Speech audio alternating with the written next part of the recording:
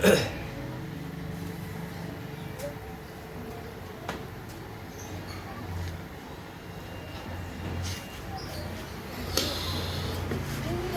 ini buat kalian kaum mendang-mending, kalau misalkan ganti komponen itu selalu pakai yang biasa, merek biasa, murah ya.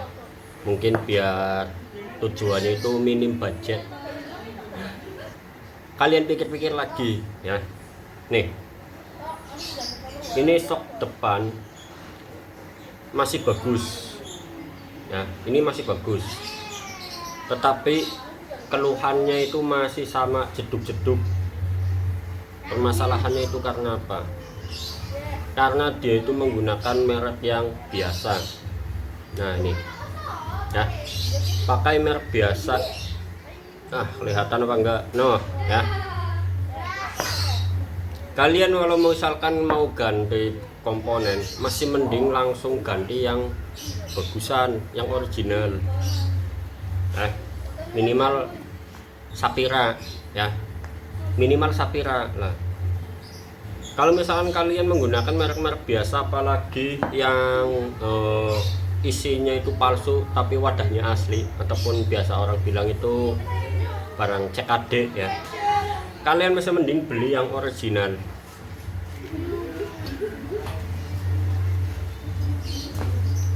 Ini kalau yang original itu seperti ini. Nah, nanti ada perbedaannya di bagian kedudukan daripada komponen sulingannya. Ya, nanti akan saya bongkar dulu ini komponen yang masih menempel di sini. Ini salah satu penyebab terjadinya shock itu jeduk-jeduk ya, ataupun ketika melewati polisi tidur pasti bunyi nembak. Itu diakibatkan karena apa? Di bagian sini tempat sulingannya itu pecah ya, ring yang ada di kedudukan sulingan dia itu pecah. Oke, ini kita lepas dulu ya, kita buang.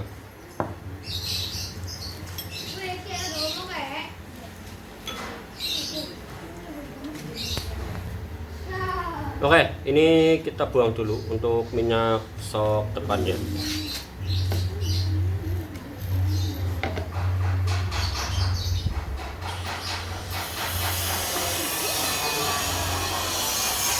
Dan ini itu macet. Nah, ini macet, malah soknya itu habis minyak soknya. Nah.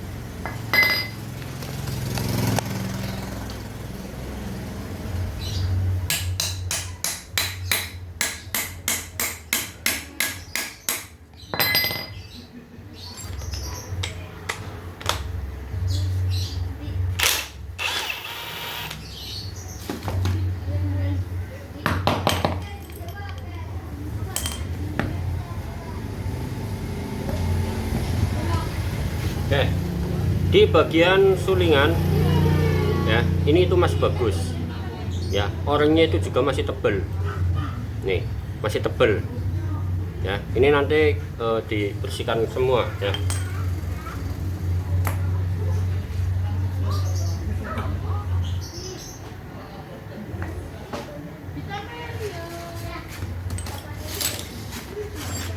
Nih penyebab setelah ganti sok depan tapi masih jedak-jeduk, karena itu diakibatkan di bagian o-ring yang ada di bagian sini ya. O-ring yang ada di bagian sini dia itu pecah ya. Ini pecah, pecahnya karena apa? Karena barangnya kurang bagus ya, bergesekan dengan di bagian ini ya, bagian sulingan, gesek, akhirnya pecah. Nah, setelah pecah maka ini akan mengakibatkan timbul yang namanya bunyi jedak-jeduk. Nah, kalau misalkan di sini tidak dilakukan penggantian yang original, ya pasti masih jedak-jeduk terus walaupun kalian sudah menambahkan minyak sok yang cukup banyak. Ya, kita bandingkan dengan yang original. Oke, ini yang original. Ini masih ada ringnya, ya. Bahan ringnya itu juga berbeda dan ada double ring atas dan di bagian bawah. Tetapi yang untuk imitasi, ya, ataupun yang merek biasa, ini dapat kalian lihat, ya, komponen di bagian dalamnya itu sudah hilang, tidak ada. Nah, inilah yang mengakibatkan sok depan itu tidak enak, ya. Makanya kalau mau ganti yang originalan saja. Oke. Nah, paling hanya berapa sih kisaran perbandingan harganya. Misalkan yang original ini untuk tipe KZL itu biasanya 160 ribuan. Kalau yang ini paling 150 dapat 2, setengah harga. Ya, ini setengah harganya. Tetapi daripada harus kerja 2 kali, ganti spare part itu 2 kali, masih mending kalian untuk langsung beli yang original. Ya, misalkan dana kalian itu minim, ya masih mending nunggu saja, nunggu sampai dananya itu sudah memenuhi untuk beli komponen yang original, daripada kalian itu malah beli yang biasa, nanti malah 2 kali kerja. Ya, saya sarankan seperti itu.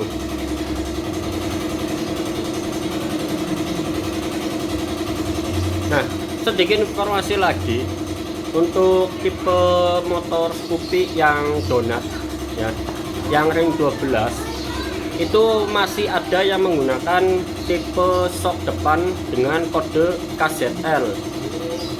Nah, KZL ini, ya, ini menggunakan kode KZL. Kalau untuk yang di 2019 ke atas itu sudah menggunakan kode K93.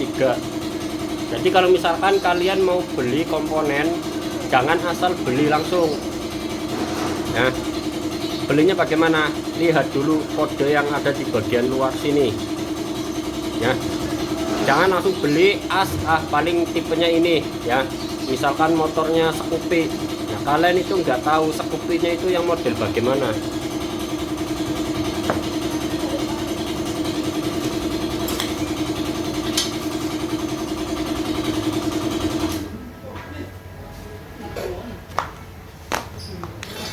Ya, jadi kalau mau beli itu harus kita mengetahui dulu apa jenis kodenya. Jadi yang kita hafalkan itu kode, ya, bukan masalah tahunnya, tapi yang dihafalkan itu adalah kodenya. Kalau misalkan kalian beli komponen terus misalkan ke toko, ya, terus bilang motor apa mas, motor Scoopy tahun 2018, berarti ban donat mas. Iya. Nah, biasanya toko itu kadang ada yang memberikan tipe kode K93. Nah, sedangkan jenis K93 itu ada perbedaan di bagian kedudukan daripada tempat sulingnya. Ya, tempat sulingannya itu besar, sama seperti Yamaha, menggunakan baut 14. Kalau untuk tipe kode KZL, ya, dia itu menggunakan baut 12. Jadi jangan sampai salah membeli. Apalagi kalau kalian sudah membeli tetapi setelah dibawa pulang ternyata malah sudah dibuka, ya sudah tidak bisa dikembalikan lagi. Terkecuali kalian masih dalam kondisi segel seperti ini, toko itu masih bisa menerima. Ya, makanya kalau misalkan beli komponen itu harus tahu dulu, minimal dibongkar dulu bawa contohnya. Kalau kalian tidak membawa contohnya, ya sudah dipastikan kebanyakan pasti keliru. Ya, karena setiap toko itu pasti ada yang namanya bilang bawa contohnya apa tidak. Kalau nggak bawa contohnya, misalkan salah, ditanggung sendiri. Ya, oke. Jadi ini hanya sebagai pemahaman saja ya buat kalian, kalau mau beli komponen, beli yang original, jangan membeli yang imitasian ya, minimal merek Sapira biar tidak dua kali kerja. Oke, jangan lupa untuk tekan tombol subscribe dan like-nya. Silahkan bagikan jika ini bermanfaat buat kalian.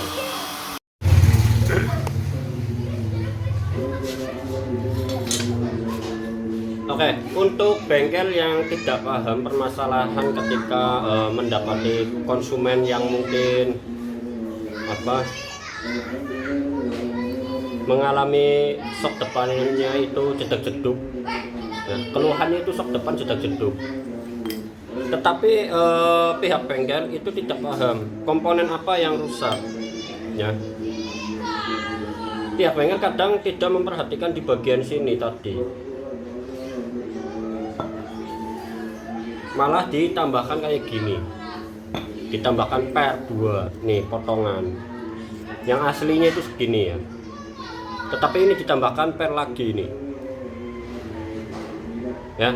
Walaupun kalian tambahkan per di bagian sini, ditambahkan lagi, itu tidak akan bisa menghilangkan yang namanya jedak-jeduk. Karena apa?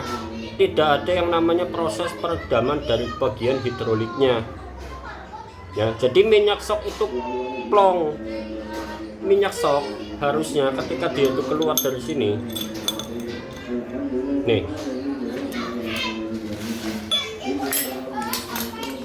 kenapa bisa terjadi yang namanya jedak-jeduk? Nah, jadi gini, kalau misalkan adanya minyak sok yang ada di bagian dalam sini ya, bagian dalam sini, ketika dia tertekan ya, maka oli yang ada di bagian sini dia itu akan masuk ke dalam lubang yang ada di asnya ya. Minyak yang ada di tabung ya, dia itu akan langsung masuk ke dalam asnya. Nah, karena di bagian sini itu tidak bisa meredam pada saat dia itu balik kayak gini ya, maka minyak yang ada di bagian dalam as ini tidak dapat keluar sedikit-sedikit, keluarnya itu langsung banyak ya. Jadi ketika dia itu lepas, nah tarikannya itu begitu cepat karena ada dorongan daripada pegas yang ada di dalam asnya. Saya contohkan begini, kalau misalkan kalian menggunakan yang namanya suntikan ya, suntikan ujungnya kecil sama ujungnya besar itu lebih cepatan mana ya? Kalau pakai yang ujungnya kecil, maka ketika dilakukan penyuntikan maka redamannya itu juga akan lebih lama ya, tekanannya akan lebih lama. Tapi kalau misalkan lubangnya besar, plong ya, makanya ini ya, kalau pihak bengkel nggak paham permasalahannya apa, pasti yang diakalin ini. Sebenarnya bagian sini masih bisa diakalin juga, cari barang bekas komponen shockbreaker ya, yang sudah rusak di bagian sininya, dipotong ini potong ya, terus diambil lagi dari bagian as bekasnya, potong juga, dipotong, diambil ringnya yang ada di bagian dalam. Nah, setelah sudah diambil, dilakukan yang namanya pemasangan di bagian shock yang tadi bermasalah, tetapi di bagian ininya itu masih bagus ya. Itu kalau pengen ribet atau minim budget, potong, ringnya pasang, terus dilas lagi ini. Apakah aman? Aman. Karena apa? Tahanan daripada sulingan itu ada di bagian dalam sini, bukan di bagian luar ya. Jadi ketika dia itu narik begini, maka sulingan ini itu tidak akan lepas ya. Caranya seperti itu. Tetapi di sini saya lebih mementingkan, lebih baik untuk ganti saja daripada ngakal-ngakalin. Ganti lebih bagus ya. Jadi permasalahannya itu karena ini nih, ada bekas pecahnya nih kan, ini pecah ini, pecah ya. Harusnya dia itu ngelingker ya, harusnya itu ngelingker, tetapi apa, di sininya itu pecah. Akhirnya apa, redaman yang dihasilkan daripada sulingan ini itu kurang, makanya bisa mengakibatkan yang namanya shock depan itu jedak-jeduk ya. Jadi Ini bengkel siapa nih yang masang kayak gini, penambahan per kayak gini? Pahami dulu sistem kerjanya, jadi tidak asal mengerjakan ya. Ini nanti buang. Nah, ini dua-duanya ada. Nih satunya juga ada, ini tambahan ring ini. Ya, terus apa nih di bagian apa ring yang ada di sini ya, ring sulingan ini dikasih selotip. Nah ini ya, ini ada selotipnya nih.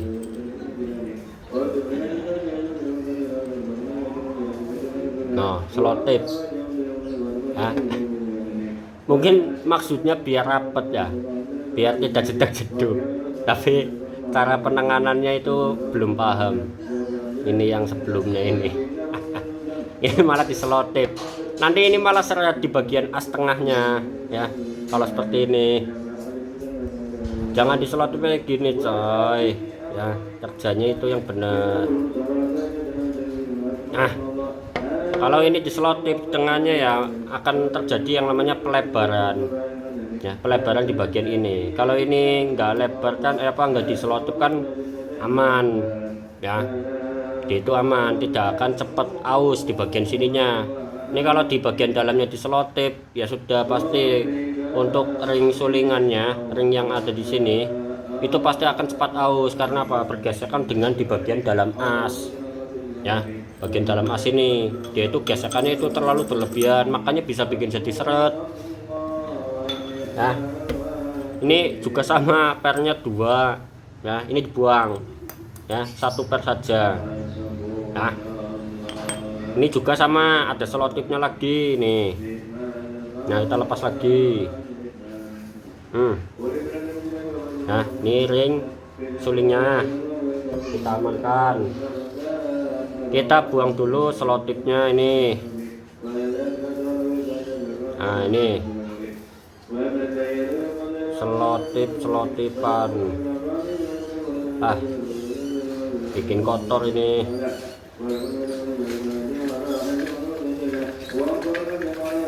Ya, ada selotipan. Dah. Ini juga per yang bekas potongan-potongan dibuang ya, tidak fungsi. Pakai 1 per saja yang aslinya ya, yang bawaannya itu paling pendek kayak gini ya, beda sama yang lain. Mungkin kalau misalkan kalian mau di downsize, ini tinggal tambahkan saja ya. Oke, begitu saja infonya, semoga bermanfaat.